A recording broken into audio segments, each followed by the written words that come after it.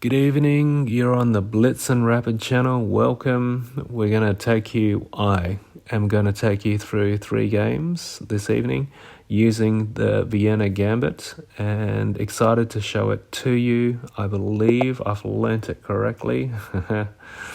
However, correct me if I haven't got it right. So what we do is exactly those 2 maneuvers that you've just seen white do, which is me. So pawn in front of king 2 spaces up, and then knight on the queen side moving inwards from b1 to c3. So as soon as I've done that, I want to move the...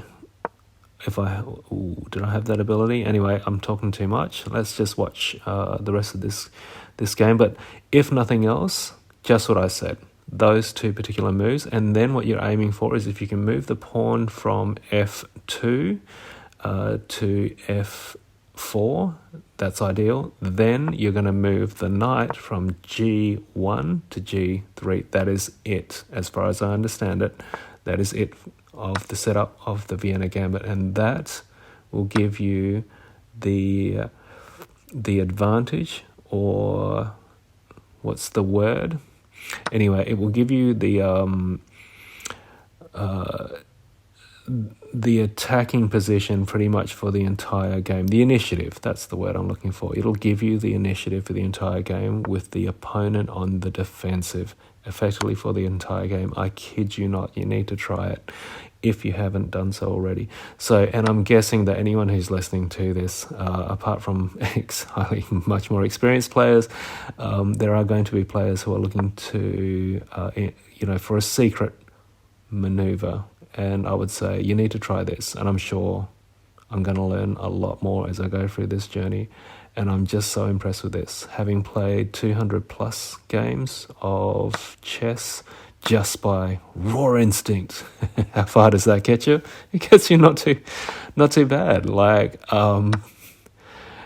you learn a lot. You learn generally about the gameplay, about the core aspects of chess, but it's not enough to teach you the full mathematical beauty of chess itself. And if you can tell me when exactly the Vienna Gambit was invented, who invented it, I'll be greatly appreciative. I'm going to look it up on Wikipedia, and I'll do a video of it in the future, I promise. So I'll go through a few, I guess, like the history of the Vienna Gambit. I'm just so impressed with this opening.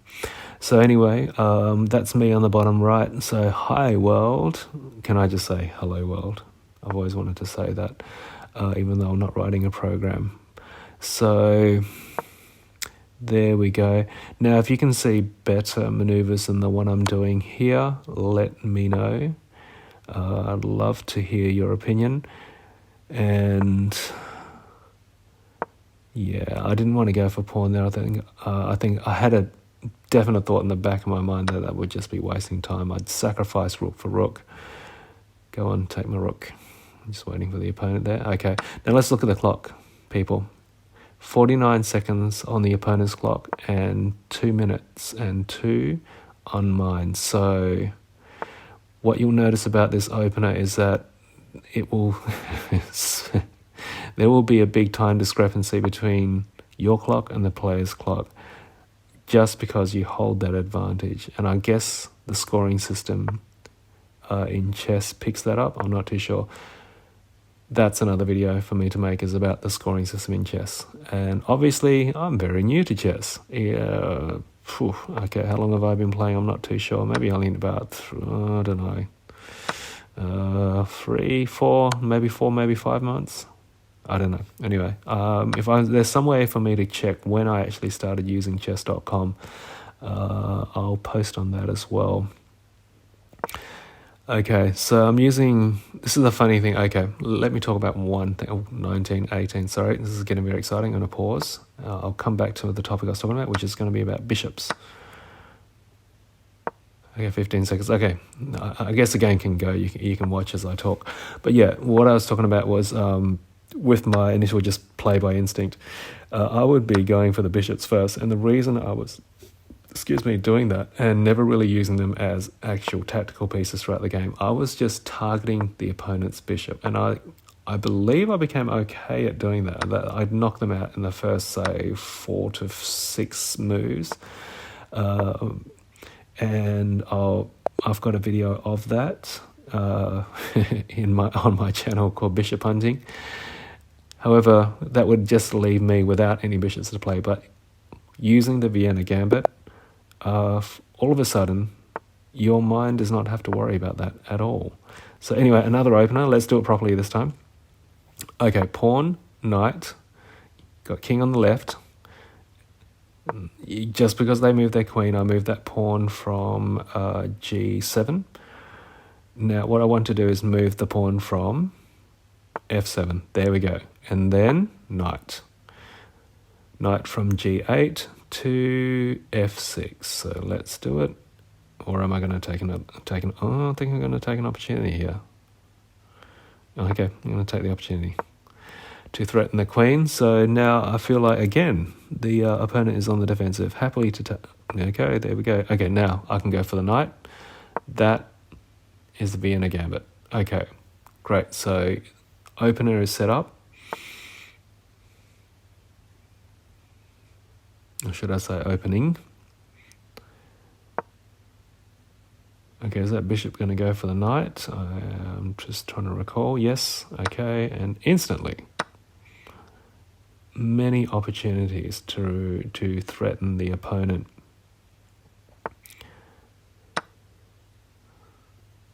And have the initiative effectively for the entire game. It is an amazing opening.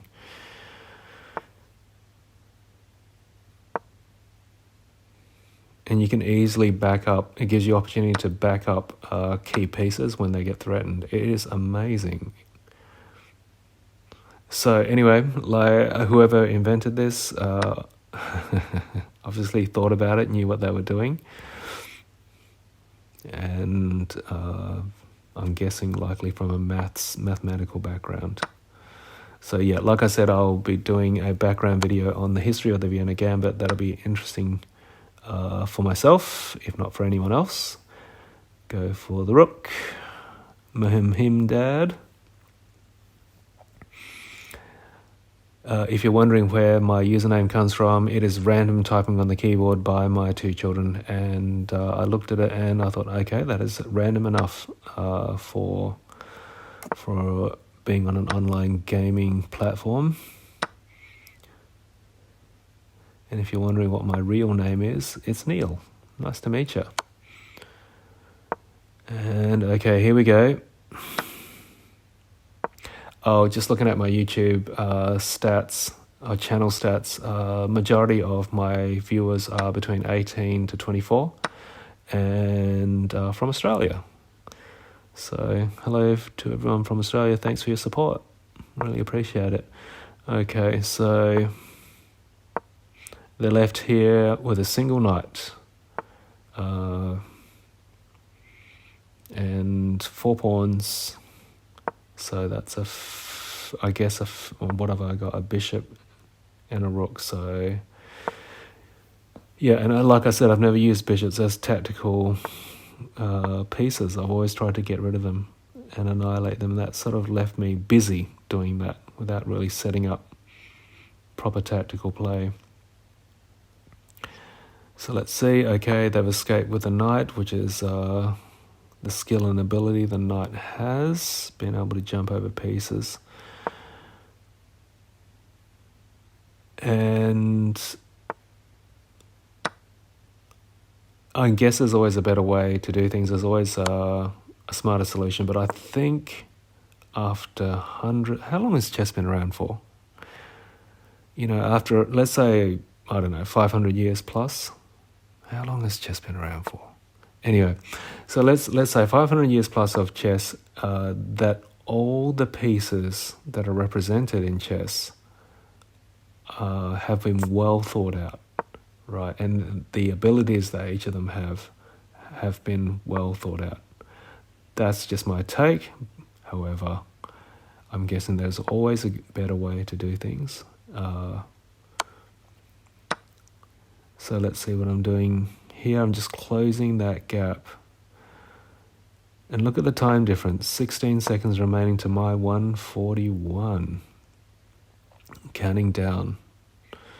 So, hello to Giulio 244444444. Yep. Resignation. There we go. The pressure. This opener, it just keeps the pressure on. It just does not let up until it's almost like bending. Is this cruel to say? Yeah, it's cruel to say. I'm just going to say it's like sort of like bending someone's wrist back until they go, no, enough. Is that a cruel analogy? That's what it feels like. Anyway, so what can we do here? So that bishop can't attack anything. Like bishop moves to c5, threatening the knight, but immediately the knight moves to, as part of the opener itself, moves to f3. So no opportunity for the bishop. And then creates a space where the pawn, as you've just seen there, from d2 can go to d4 and threaten that bishop, and the bishop has to retreat. Queen cannot take knight. It's hilarious. Okay, anyway. Or could she? No, she couldn't. There is a backup for every major piece that might get threatened. It is bananas. Anyway, I'll put the link for Gotham Chess's explanation of the Vienna Gambit in the description. Please have a look and tell me what you think. I think he explains it well. So let's look at the score. Okay, starting off with 35 moves to win a game. The next game, sorry, we're looking at the top three. So the next game is 35 moves. Gotham Chess. And then the next one, so I'm playing versus 171, which is sort of like 101 points difference between the two of us. And they quit after 10 moves. So yeah, but anyway, I'm still speaks volumes to the Vienna Gambit. If I'm doing it properly, and if I'm not, please let me know. Love you all, and I'll see you around for the next episode of Blitz and Rapid Chess. And have a wonderful evening.